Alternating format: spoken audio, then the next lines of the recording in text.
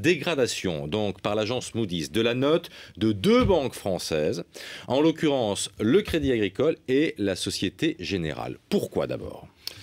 Le fond du problème, c'est qu'elles détiennent des obligations d'État de la zone euro, notamment des obligations grecques, pas pour des montants énormes, mais des obligations dont on craint qu'elles ne soient pas intégralement remboursées. Du coup, l'agence dit, eh bien à ce moment-là, ces banques seront aidées par l'État, ça représente un risque de dilution pour les actionnaires, une vulnérabilité, donc nous abaissons la note d'un cran. C'était attendu, hein.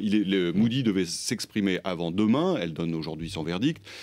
Elle avait aussi dans son collimateur BNP Paribas, dont la note n'est pas changée. La note de BNP Paribas est maintenue. Pourquoi c'est un problème pour un établissement bancaire de voir sa note dégradée ? Les conditions dans lesquelles il se finance sont plus difficiles, un petit peu plus difficiles, ça ne joue qu'à la marge, mais dans un climat comme celui que nous connaissons aujourd'hui, c'est-à-dire de très forte volatilité et d'inquiétude, parfois excessive d'ailleurs, hein, comme on l'a vu hier, avec une journée incroyable sur les marchés financiers où le cours des banques a fluctué dans des proportions absolument jamais vues.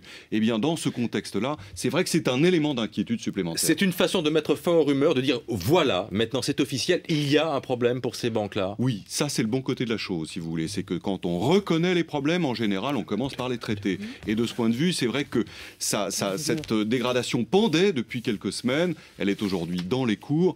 Et ça va permettre à chacune des trois banques de réagir, d'ores et déjà, hier et aujourd'hui, chacune des trois a exposé des programmes de cession d'actifs qui va leur permettre de récupérer de l'argent, de diminution de l'exposition aux nouveaux risques liés à la crise de l'euro.